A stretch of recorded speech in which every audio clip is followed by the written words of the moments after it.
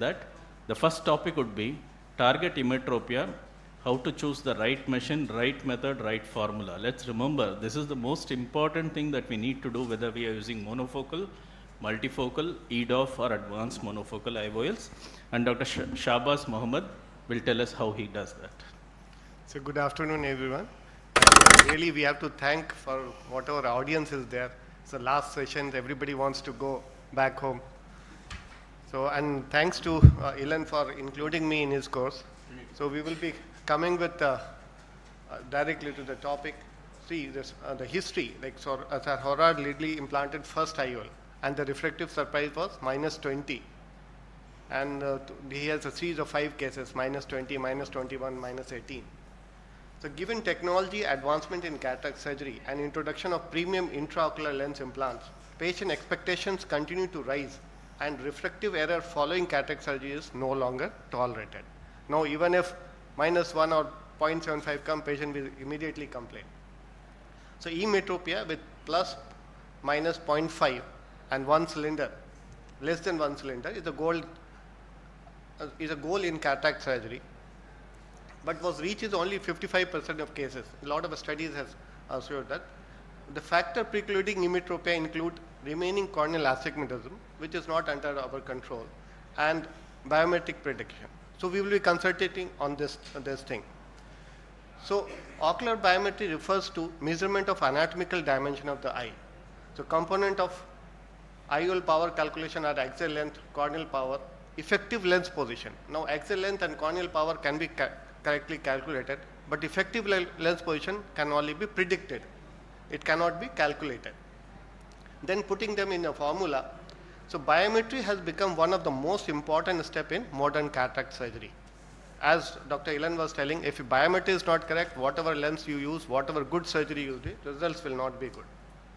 So axial length, like effective lens position, is defined as the distance from the anterior surface of the cornea to the effective principal plane of IOL in the visual axis.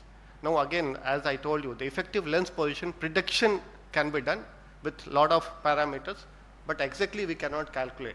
And Y is defined as the distance from the principal plane of IOL to the photoreceptor of the macula axis. And combining these two gives your axial length. Now why it is very important? 1 diopter of change will cause 2.5 diopter refractive error. And in longer eye, it goes down to 1.75. In shorter eye, it increased to 3.75. So shorter eyes are more important to be more careful in checking the axial length in that. So now we have ultrasound, we have optical. Now after optical has come, it has become a gold standard, but still lot of cases you still require ultrasound. So transducer is used to send ultrasound pulse more than 2 kilohertz, roughly between 8 to 10 megahertz, to create a sound beam which passes through the eye. Sound beam is reflected back at interface of changing tissue density. These echoes are displayed as a vertical spikes rising from the baseline. The time taken for sound wave to return back is converted into distance using the velocity of sound through various tissue. Now these are the various tissue, and these are the machines. There are many in the market, but anyone you can choose. Most of them are good now. Now application we will skip, but I just wanted to show like how to do. We all have assistants, we don't do that. So we should know how to make the position of the patient comfortable and ask them to look straight. Adjust the tip and support it with your hand. The finger supporting is very important. It will reduce the pressure on the cornea. And then the machine will take automatically the readings once it's arrived, and then it's average and give you. If the readings are very high, I think it is very high, then you have to remove that and average from the norm. Now this is, so we're coming to the immersion. Patient is placed supine in the reclining chair, local anesthetic is filled, scleral shell is applied, and then the fluid you have to use. Avoid air bubbles because that will change the speed of the sound. And this is different types of shell. And now coming to the video. Again, make the head position proper and ask the patient to look at the ceiling or You give a proprioceptive stimulus to them and then apply the shell to the eye. Fill it with the fluid. And slight adjustment you have to do. Once it is adjusted, again the machine will start taking the reading. And it will take from 10 to 15 readings. You have to examine these readings. Wait, it's jumping. Actually, the slides are jumping. Will someone? Slides are jumping. Don't use the, just use the space. I thought like time is. Use the space bar. Use the space bar for next. Yeah, that's what I'm doing. Instead of the arrows, you can use space bar. Okay. The ultrasound probe is inserted in the shell such that it is around 5 to 8 millimeter away from the cornea. Ask the patient to look with the fellow eye at the fixation point at the ceiling. In one eye patient, you can use proprioceptive stimulus, and gentle movement of probe will align the probe and it will start giving the reading. So this is what the, no, it is automatically jumping.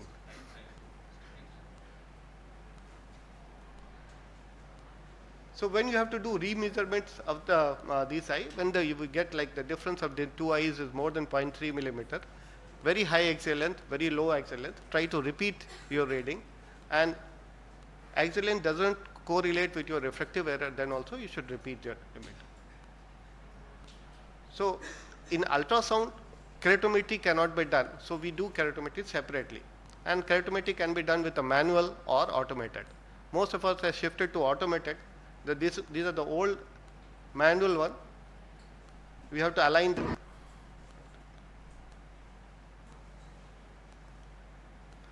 the mares, and then we have to take the reading. I think there's some problem is there. It is.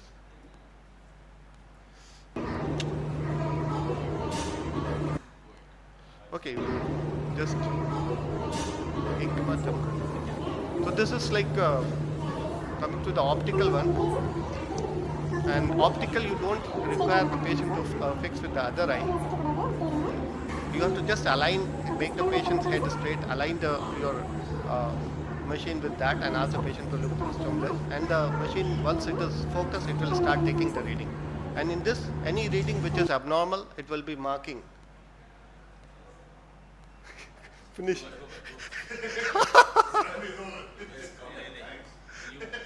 Optical and formulas. So I think. So this is what the reading comes, and you can see that mark is there.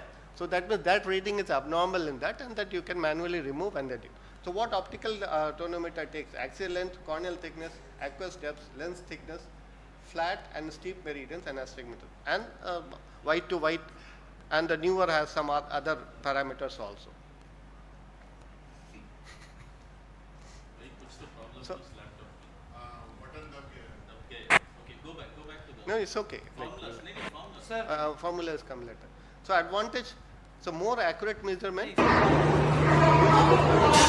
Macula, measuring optical axial length, unlike ultrasound biometry, which measures the other length. Measure axial length from corneal epithelium to Bruch's membrane. Timer set.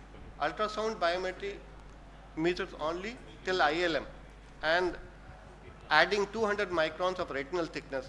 However, retinal thickness varies from 160 to 400 micron. Hence, in optical biometer, no additional assumption of retinal thickness is needed to be made. While in ultrasound, you made assumption like 200 we have made on average. Use partially coherent light, and it's a non-contact. So application, opticals are much better than that, but the disadvantage, it is costly, everybody cannot have that. Dense cataract, corneal opacities, posterior polar cataract, posterior subcapsular cataract, white cataract, all these cataract, you still go back to your ultrasound, and immersion is equally good as we are told, and you can utilize that. So modern third and fourth generation IOL formula, prediction formula, which use up to 7 preoperative variables have improved the predictability of refractive outcome and transformed routine cataract surgery from a procedure intended to simply restore sight to a refractive procedure. So now we say patient, even you have high power, you can do cataract surgery and you get rid of glasses rather than doing. So for normal axial length from 22.5 to 24.5, most formula works very well with minimal discrepancies. Hofer-Q formula provides the most reliable results in shorter eye, while SRKT was best in long eye. For high myopia, even Barrett's 2 formula may be a suitable choice. Some studies have demonstrated the high level of accuracy with Hingis formula in extreme hyperopia. Fourth generation formula like Barrett's, Hingis, and Holiday 2 formula have the advantage of including the non-proportionate relationship between the IC depth and axial length, and therefore should provide the high accuracy over the full range of axial length. So this is the chart. I think most of us have seen this. So last you see the Oslen and Barrett 2, it's good for all cases. And Barrett 2s are not available in basic machines like optical biometers. So what I used to do is I will just take the reading, send it to the company and ask them to calculate with the Barrett formula, and we use that. So I think we can conclude with that. Yeah, thank you for an excellent talk. 1 minute, Shahbaaz, please wait. There's a slight change in the program.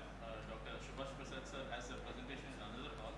I request him to get the slides ready. Meanwhile, Barrett for a person who doesn't have is also freely available online. Yeah, that is one thing. Either you can calculate yourself online, otherwise all companies having Barrett formula, you just ask them to calculate and give the IOL. Now the responsibility is on company whether they have given correct lens or not. Any questions to Dr.